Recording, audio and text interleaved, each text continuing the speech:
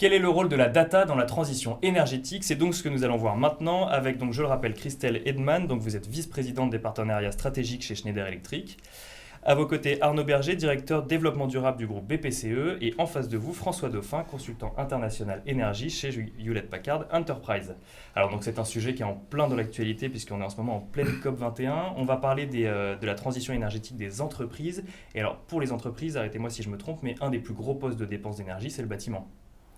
Ça dépend des entreprises et des domaines dans lesquels, évidemment, on exerce. Et, on estime que les bâtiments représentent 30% de la consommation énergétique au niveau mondial. Donc après, pour certaines entreprises, le poste énergétique, ça peut peser 1% dans la grande distribution, par exemple.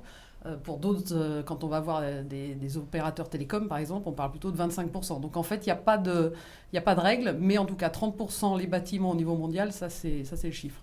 Donc ce qui explique que finalement on s'attarde dessus pour essayer de réduire cette consommation énergétique. Est-ce que les nouvelles technologies aujourd'hui permettent d'avoir une vision plus précise de cette consommation ? Totalement. Alors, les technologies existent pour certaines depuis longtemps, sont en place. Donc, il y a déjà beaucoup de bâtiments qui sont aujourd'hui équipés. Donc, par exemple, Schneider Electric, on vend des systèmes intelligents, mais qui vont du système le plus simple de la prise électrique jusqu'au système de gestion de bâtiments, qu'on appelle les systèmes de gestion de bâtiments, qui gèrent la climatisation, la lumière, l'alimentation électrique de tous les systèmes IT d'une entreprise.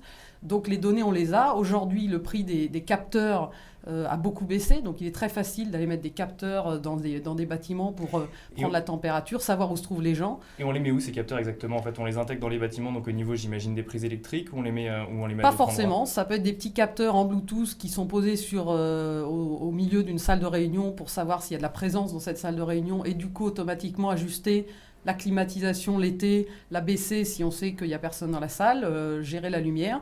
Donc voilà, donc c'est vraiment des petits capteurs il y a beaucoup d'innovations dans le domaine. Et le tout est après d'avoir des systèmes intelligents qui vont chercher toutes les datas où qu'elles soient et les analysent dans le temps et en temps réel. Pour adapter la consommation d'énergie. Pour ensuite adapter les éclairages, la gestion, la climatisation, l'alimentation IT, tout ce qu'il y a dans les bâtiments. Et alors je crois que c'est justement ce que vous avez fait chez BPCE, Arnaud Berger, donc vous vous êtes doté d'un programme qui s'appelle Domotique Agence. Voilà, alors effectivement, c'est la mise en application de cela. Aujourd'hui, c'est un objectif d'équiper 2000 de nos 8000 agences bancaires en domotique. Et aujourd'hui, en réalisation, on est à peu près à 1092. Voilà, en réalisé ou en passe de l'être. C'est un projet qui est mené par la direction des moyens généraux et des services immobiliers et qui prend place dans un club énergie qu'on a créé entre la direction des achats, du développement durable et justement des moyens généraux pour essayer d'avoir une vision transversale de cette problématique de l'énergie dans la banque. Et effectivement, comme vous le disiez, le poste immobilier et gestion des agences est assez fort, donc ça nous aide grandement. Quel a été le déclic où vous vous êtes dit qu'il faut maintenant qu'on gère cette consommation d'énergie et qu'on arrive à la faire baisser tout simplement? Déjà, c'est une donnée économique en tant que telle. Là, la mise en place de cette domotique, ça atterrit donc un taux de rendement interne en rentabilité de 15%. C'est un taux de retour sur investissement entre 3 et 3,5 ans, donc c'est assez rapide. Et donc, ça permet de faire des économies de charge. Donc voilà, de répondre à être à la fois plus performant et on va dire plus précautionneux de l'environnement, donc du climat. Si je comprends bien, économie d'énergie égale économie financière et dans une échelle assez courte. Avec la domotique aujourd'hui, oui, complètement. Mais attention, la domotique n'est qu'un outil de mesure. Ça embarque ensuite la mise en place de plans d'action correctrices et aussi une acculturation à cet outil-là. Donc c'est les deux grandes voies de progrès que l'on a après. Après, effectivement, on a pas mal d'exemples aujourd'hui de résultats que l'on a. Est-ce que les salariés ont été associés à cette initiative? Alors, comme je le disais, justement, la domotique étant un outil de mesure, mis en place par les moyens généraux, il y a des programmes de sensibilisation sur cet outil et sur les comportements à avoir, en plus d'actions correctrices que l'on peut avoir. On a remarqué, par exemple, c'est quelque chose d'un petit peu des exemples classiques, mais parfois vous trouvez les mêmes consommations de jour comme de nuit, parce que vous trouvez que la climatisation, finalement, ou le chauffage, vous le laissiez tout le temps. Donc là, avec la domotique, ça vous permet de le couper, mais c'est aussi parfois sensibiliser les gens à ne pas pousser les thermostats trop haut, à bien fermer les robinets, parce que la domotique gère l'énergie chez nous, mais elle gère aussi l'eau. Elle gère et l'entretien et la propreté. Par exemple, il faut savoir que dans la banque, la propreté est un coût 3 fois supérieur encore à l'énergie. Et le fait d'avoir mis la domotique pour vérifier que le ménage était fait, les présences, etc., donne une qualité aujourd'hui beaucoup plus forte sur la réalisation, par exemple, du ménage dans les locaux. Donc ça permet de mesurer tout un pas on va dire, de paramètres dans l'entreprise. Mais derrière cela, effectivement, il y a eu tout un programme, et un programme encore qui existe toujours, de sensibilisation des collaborateurs aux gestes verts que vous pouvez faire en agence. D'accord. Donc finalement, en fait, la domotique vient remplacer ce que l'humain ne faisait pas. Donc par exemple, quitter une salle de réunion sans climatisation, ne pas éteindre une lumière.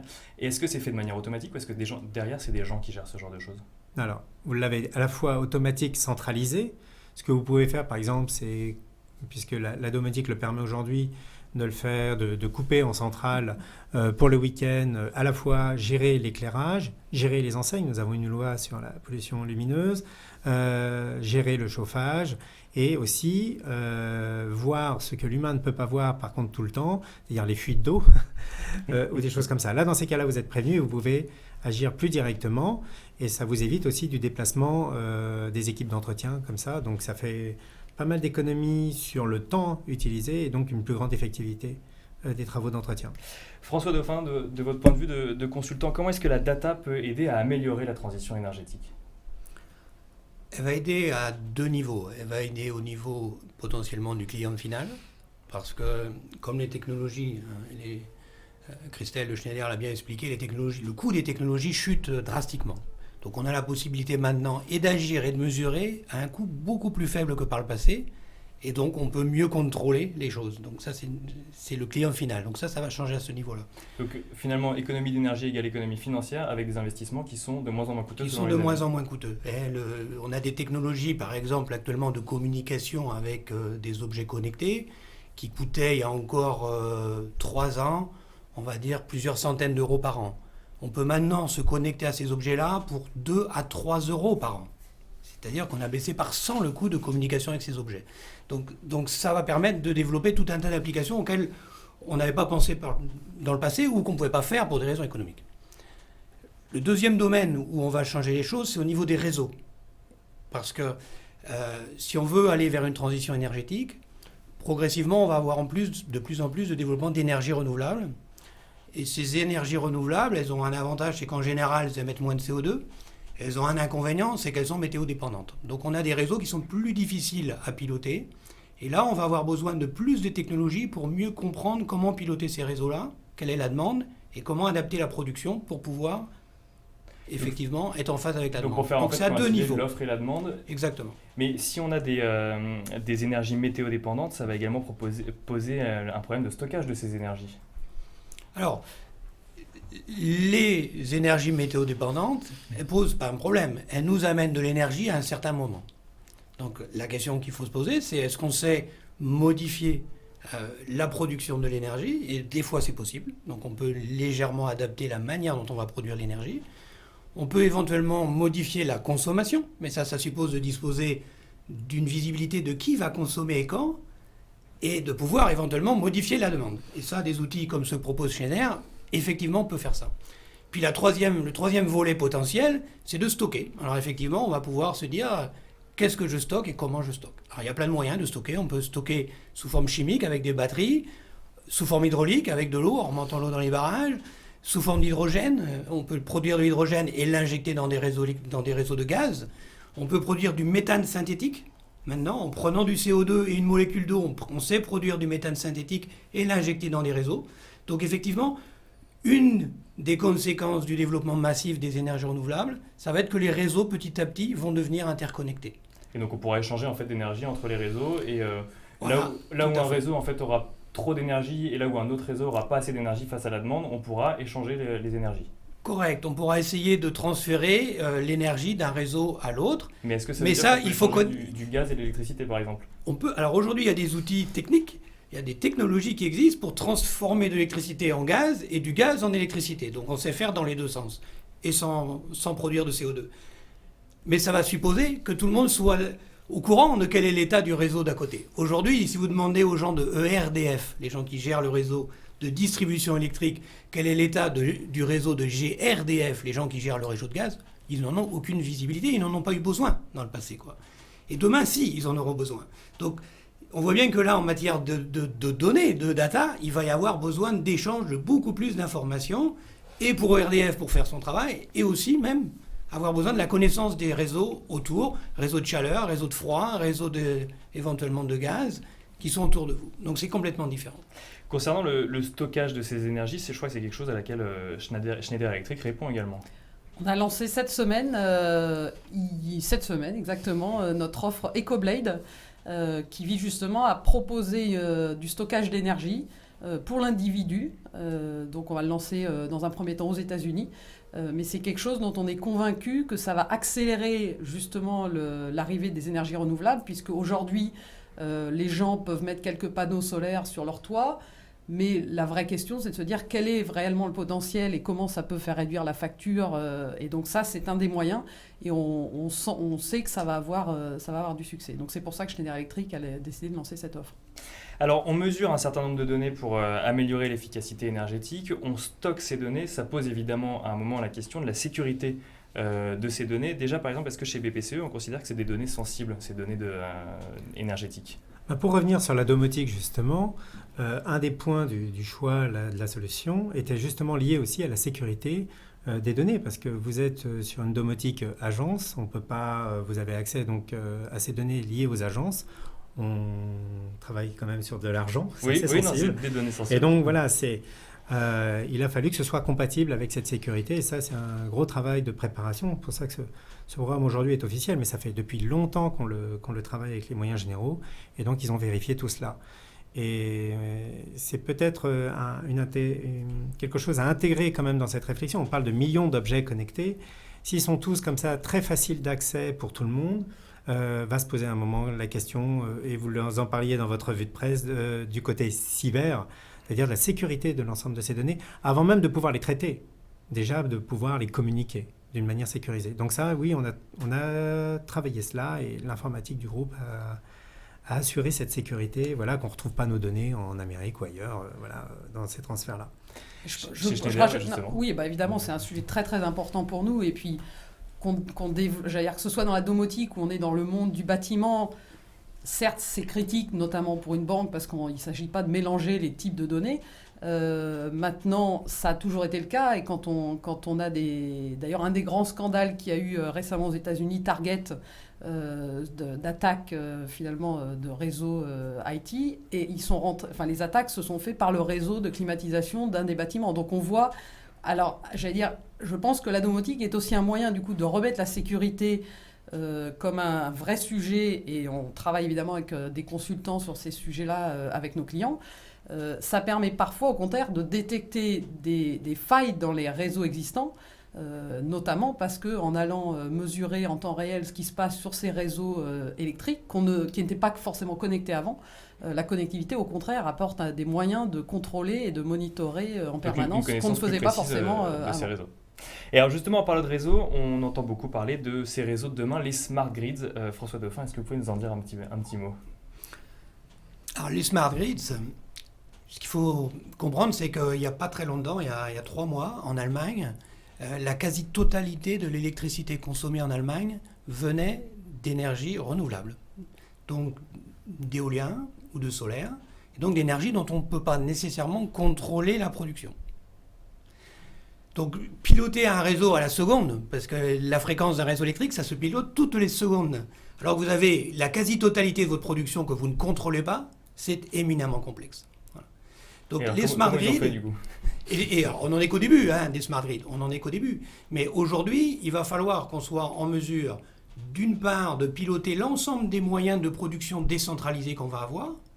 Et là où on avait avant 40 usines, pour faire simple, qui produisaient la totalité de l'électricité, en Allemagne ou même en France, hein, on a 56 réacteurs nucléaires, on aura demain 10 000 points de production d'électricité. Donc il faudra qu'on puisse piloter ces points-là, soit parce qu'à un moment donné, on va leur demander de changer la manière dont ils injectent l'électricité, soit on va carrément leur dire, non, en ce moment, il faut moins d'électricité, ce qui est une option. L'autre possibilité, c'est de jouer sur la demande et de mettre en place des outils, et là encore, Schneider Electric a des outils de ce type-là, pour aller modifier la demande chez le client. On va leur demander à un moment de consommer plus, par exemple en refroidissant un peu plus les bâtiments, donc on va prendre de l'avance sur la climatisation, et on va stocker du froid, et on va gérer le bâtiment, ça va être le moyen de stocker, par exemple, et ça, il faut des outils de ce type-là. Puis la troisième solution, qui va arriver, et elle va arriver très très vite, c'est le stockage, c'est de pouvoir piloter par le stockage à différents niveaux. Il faut savoir que les technologies de stockage aujourd'hui, les baisses annuelles de coûts de ces technologies, c'est de l'ordre de 17% par an. Donc c'est des technologies qui aujourd'hui sont encore chères, mais dans 10 ans, elles vont être extrêmement compétitives. Mais alors que je comprenne bien, du coup, il n'y aurait plus une source d'énergie, mais plein de petites sources d'énergie mises en réseau, et il faudrait en fait qu'elles communiquent systématiquement entre elles pour dire, tiens, toi tu vas produire plus, toi tu vas produire moins, là on va le stocker ici. C'est le grand changement en fait. Les smart grids, là où on avait des réseaux avec des centrales de production qui étaient plutôt centrales justement, et avec de la distribution qui avait tendance à être que dans un sens, on va se retrouver avec des plus multiples, donc ce qu'on appelle des réseaux distribués, et avec de la communication dans les deux sens, puisqu'il faut pouvoir effectivement envoyer non pas seulement des commandes, mais aussi pouvoir agir sur le point où l'énergie est consommée. Donc ça veut dire des automatismes plus compliqués, des logiciels, des systèmes de gestion beaucoup plus complexes qu'ils n'étaient. Et on va aller vers un équilibrage des réseaux de plus en plus proche du client final. Aujourd'hui, on a ce qu'on appelle des sous-stations, et c'est au niveau des sous-stations, donc des gros ensembles qui représentent plusieurs dizaines de milliers de personnes, qu'on fait ces équilibrages. Et demain, avec les nouveaux outils, on va pouvoir être plus proche du client, on va pouvoir essayer de gérer l'équilibrage plus proche du client. Ce qui, soit dit en passant, facilite la résilience du réseau. Donc c'est un des aspects difficiles des smart grids, c'est que d'un côté, les technologies peuvent amener des sources de risques en matière de sécurité, mais intrinsèquement, une production décentralisée, un équilibrage décentralisé, fait que des réseaux vont être plus résistants et plus résilients en cas d'attaque. Donc on a, comme dans toute innovation, on a des plus et des moins en fait. On a des choses d'avantages et des choses qui sont des désavantages. Plus de risques parce que c'est ouvert, mais finalement moins de risques parce qu'il n'y a plus un réseau, mais enfin, il y a plus de risques parce qu'il y a plus de technologies de communication. Donc il faut les blinder. C'est pas un risque en soi. Si c'est mal fait, oui, c'est un risque. Si c'est bien fait, c'est pas un risque en soi. Mais intrinsèquement, les réseaux de demain seront plus résilients, seront plus durs à casser. Et alors, on va parler, parce que l'heure avance, du prix maintenant de ces énergies et notamment de l'électricité. Comment est-ce que les nouvelles technologies font évoluer le prix de l'électricité ? Alors, de manière, et c'est plutôt la bonne nouvelle, c'est qu'aujourd'hui, pratiquement tous les moyens de production d'électricité, qu'ils soient renouvelables d'ailleurs ou non renouvelables, sont actuellement orientés à la baisse. Alors la raison principale, c'est la production de gaz de schiste massif aux États-Unis, qu'on fait baisser le prix du gaz, et comme c'est une des manières de produire de l'électricité, ça fait baisser le prix de production d'électricité. Il y a un deuxième impact indirect, c'est que ça fait aussi baisser le prix du charbon, qui est une deuxième manière de produire l'électricité, et donc le prix de l'électricité a baissé.